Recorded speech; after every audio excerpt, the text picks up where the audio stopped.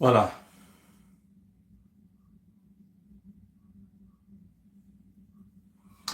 mes chers amis, mes chers compatriotes, vous qui nous suivez en ce jour du 27 février 2025, nous vous disons merci d'être là dans ces directs sur les Congo éthanol.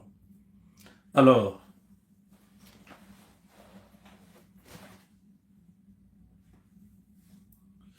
permettez, voilà.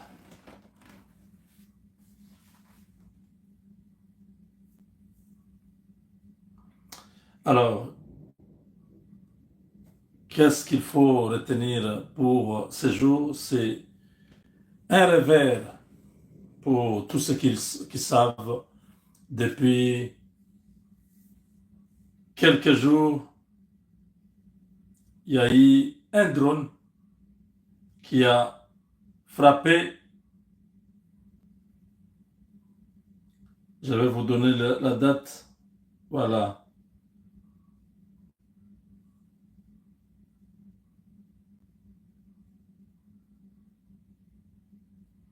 La date est où? La date est où?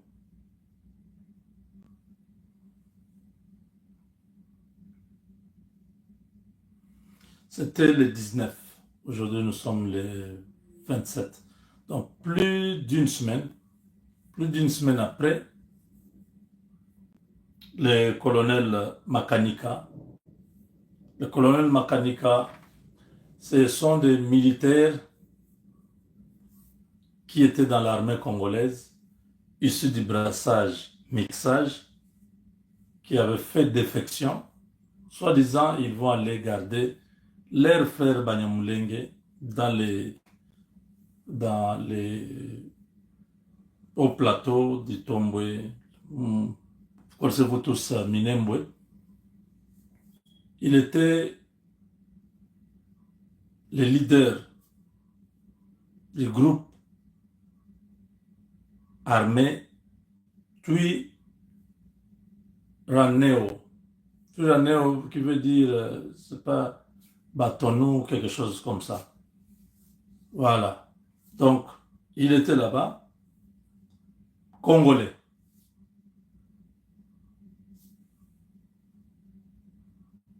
Il défendait, d'après cette organisation criminelle, cette organisation était là pour protéger leurs mamans, leurs sœurs, leurs frères, leurs parents.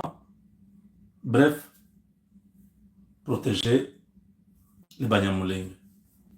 Je vous ai dit que dans cette communauté rwandophone, ils sont divisés en deux maintenant. Vous avez le groupe des Jean Pacifique Massunzu avec l'autre général, je crois, Gassita, notre ministre de ITPR, Alexis Guissaro. Ces groupes-là, ils ont arrêté d'entrer dans les choses du Rwanda. Ils se sont dit, nous sommes au Congo, nos parents sont venus, nous sommes maintenant au Congo, par la nationalité, euh, nous sommes Congolais, nous travaillons pour le Congo.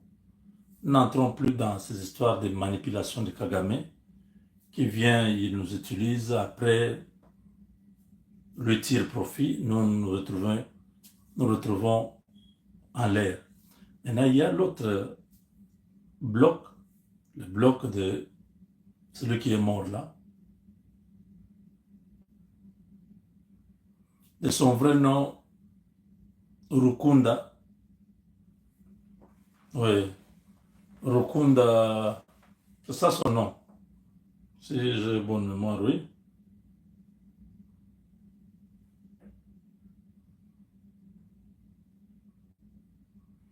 Rukunda, oui, leader de Twiguaneo, Rukunda, et avec Lazarus Ruberwa, Moïse Nyarugabo, et ils sont restés attachés au Rwanda. Ce qui fait que dans cette communauté, ce n'est pas tout le monde qui est d'accord de ce qui se passe, mais ceux qui sont radicaux, ceux qui sont extrémistes là, voilà, c'est l'équipe là qui travaillait pendant toutes ces années. Ils étaient dans l'armée congolaise, dans les histoires de brassage, mixage.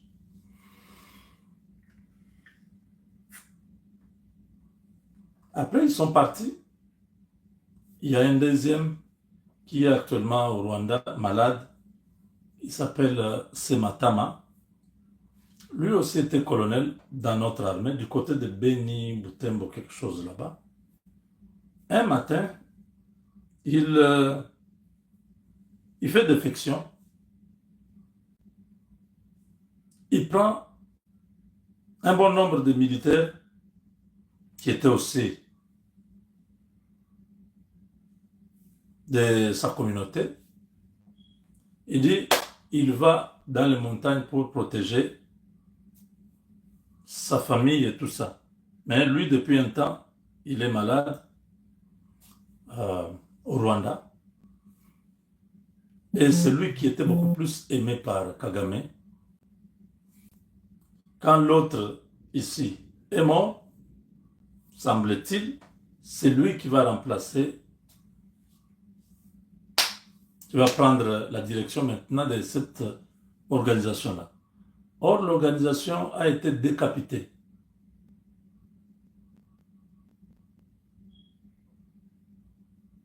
Rukunda n'est pas mort seul. Rukunda est mort avec beaucoup de son état-major, les responsables qui dirigeaient cette histoire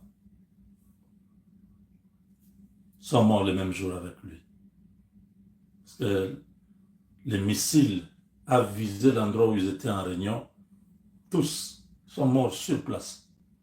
Maintenant, ce qui est curieux, c'est l'homme est congolais. Il était dans notre armée. Il a fait défection, soi-disant pour aller protéger ses frères à Minembwe. Mais il meurt. Son deuil se tient à Kigali.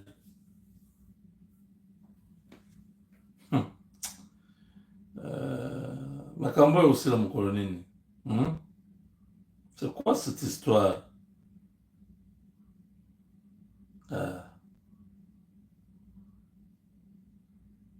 Regardez, c'est ça le deuil. C'est plein. Donc, il faut dire que toute sa famille est au Rwanda. Regardez. C'est plein, je vous dis, c'est la veillée mortuaire. Ils sont là. Regardez, c'est sa photo qui est là. C'est quelqu'un qui est au Rwanda qui a envoyé cette photo sur les réseaux pour dire, mais vraiment, cette affaire du Congo est compliquée. Hein? Donc, il est congolais quand il prend les armes, quand il fait tout ce qu'il fait au Congo. Quand il meurt pas congolais, il meurt rwandais. Parce que à Minembwe, il était là, soi-disant en train de protéger sa famille, ses frères, tout ça. Comment, quand il meurt, on ne pleure pas auprès de ses frères qui sont congolais, là où soi-disant il a grandi, il est né là-bas. On va le pleurer au Rwanda comment? C'est son deuil qui est là et demain il sera enterré. Vous comprenez? Vous voyez le travail que Kabila a fait dans le pays. Vous voyez les résultats des brassages, mixages. Vous voyez là où nous sommes arrivés. Semble-t-il que même Guiza, c'était la même chose. Il était DG de l'OFIDA. L'OFIDA qui est devenu aujourd'hui DGDA. Le papa là, Rugwiza, meurt. on va faire son deuil au Rwanda. Je dis, mais finalement, qu'est-ce que vous voulez? C'est quoi cette histoire? Quand on veut parler, non, non, non, non, vous ne pouvez pas parler. Ce sont des Congolais. Quand ils meurent, il faut qu'ils soient enterrés au Congo. Mais c'est ça, non? C'est ça la logique. C'est comme au Rwanda. Quelqu'un se dit là-bas, il est rwandais. Tout le monde dit non, non, non, non, lui, il est congolais. Il dit non, moi, je suis rwandais. Mes parents sont venus ici il y a plus d'un siècle. Avec mes soeurs et mes frères, nous sommes des Rwandais. Ok, d'accord, tu es rwandais. Le jour que la personne là meurt, on va aller l'enterrer en Bujimaï. Je vais te donner un exemple hein, pour que vous compreniez vous font le Son corps est rapatrié au Congo en Bujimaï ou en Bandaka ou on va l'enterrer au Lualaba. Papa, toi, tu lui as dit que tu étais rwandais. On doit t'enterrer au Rwanda. Si tu dis que non, tu as la nationalité, tout ça. Mais c'est ça le problème. C'est ça cette ambiguïté que nous disons, vous qui soutenez Nanga, regardez ce que vous cherchez. C'est ce que j'ai déjà dit, pas question de négociation parce que les négociations veulent dire partage des responsabilités. Ceux qui sont politiques, comme les Bissi, moi, les Nanga deviennent des ministres, Makenga et les autres, tous ces groupes rwandais-là, et ils entrent dans l'armée. Donc, nous nous retrouvons demain avec beaucoup de militaires rwandais qui ne vont pas accepter d'aller à l'ouest ou au centre, qui vont souhaiter qu'ils soient toujours dans la partie est-là. Ça fait mal. Vous qui soutenez ces histoires, vous serez responsable un jour. Vous voyez, c'est une confusion. Kagame qui dit que non, ces gens-là sont des Congolais.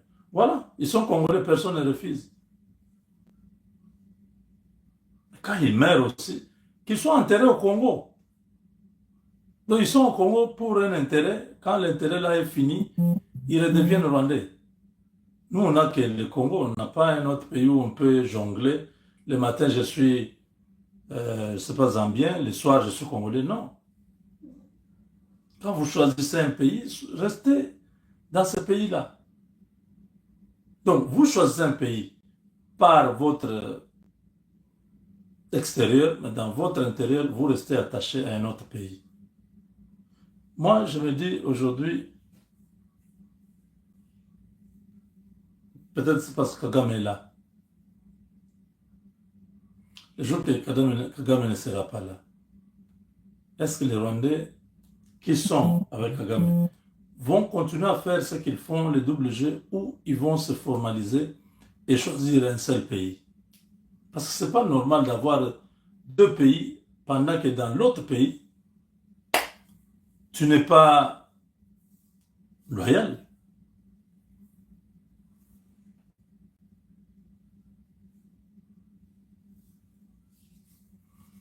Donc voilà, ils ont beaucoup regretté.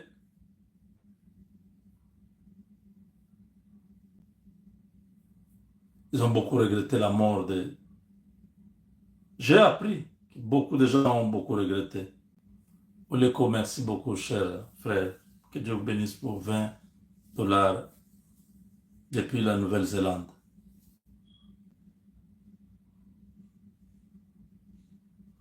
Donc, le travail que Kabila avait fait, c'est pourquoi on le dit, au Congo, nous ne voulons pas de quelqu'un qu'on appelle encore Kabila.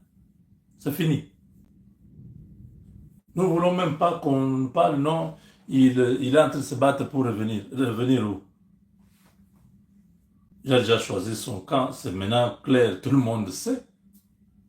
Tout le monde sait que ce n'est pas un Congolais.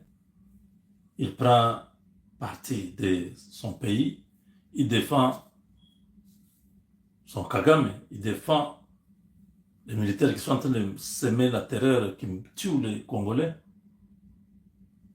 c'est celui-là que les Congolais pensent dans leur tête, qui peut revenir au pouvoir. Eh, beaucoup vraiment y a un imbécile, quoi. Soki ezaka mboka oyo biso tozolobela tous les jours les Congo là. Donc voilà un Rwandais qui s'est fait congolais et les gens ont accepté. Il meurt, il redevient Rwandais. Donc même sa famille, quand il dit qu'il est congolais là, sa famille nous regarde et dit mais ça c'est un Rwandais, non? C'est ce que ça veut dire. Parce que quand il est mort, il fallait que sa famille il pleure là où il est mort. Pourquoi l'amener au Rwanda? Il y avait même Bukavu à côté. Il y avait même Goma. On pouvait encore comprendre, non, on l'amène dans la grande ville. Rwanda, à Kigali.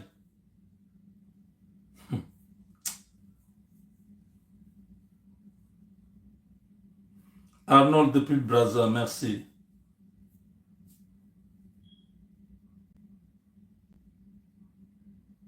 Dieu est en train de justifier le Congo. Ça va se faire. Tous ces gens qui nous ont mené une vie dure, ils vont tous disparaître. Rappelez-vous des songes que Dieu m'avait donnés. Tous les Rwandais vont disparaître. Ils étaient venus, c'est Azarès Roubero que j'avais vu, qui était représenté dans les songes là. Il a disparu. Hein. Tous les autres vont disparaître. Parce qu'ils étaient contents de la situation que les Congolais vivaient. Mais Dieu préparait autre chose. Donc voilà, avec Dieu, nous vaincrons. C'est une information très capitale. Ça doit vraiment alimenter les débats publics au Congo sur la situation de tous ces gens-là qui sont aujourd'hui dans la rébellion, qui sont en train de chercher qu'on reconnaisse leurs revendications. Comme Kabila a dit, ces gens-là ne sont pas des terroristes, ce sont des Congolais qui ont des revendications. Makenga est Congolais. Quand on va les tuer, c'est au Rwanda qu'on va aller les pleurer. Maintenant, en quoi ce Makenga-là porte les aspirations des Congolais? Son frère est là, non? Rukunda, Makanika. Il portait aussi les revendications du peuple, non? Il défendait un peuple. Ce peuple-là vit au Congo depuis l'Istre, depuis longtemps. Ce peuple-là n'a pas besoin qu'un groupe armé puisse être là pour sentinelle. Non, l'armée congolaise est déjà là pour protéger même les Banyamulenge. Ce sont des communautés qui se sont installées chez nous. Ils ont accepté d'être congolais. Ils sont là, mais ils n'ont pas besoin d'un groupe pour les protéger. Ils n'ont pas besoin d'une rébellion. Au Nanga, Kabila dit non, ils sont là, ils ont des revendications. Non, il n'y a pas de revendications légitimes. Tous les peuples du Congo vivent sans l'armée, sans police. Comment seulement un groupe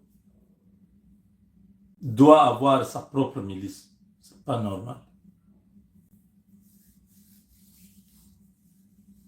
Donc voilà, vous avez l'image. Ça vous dit tout. Avec Dieu, nous vaincrons.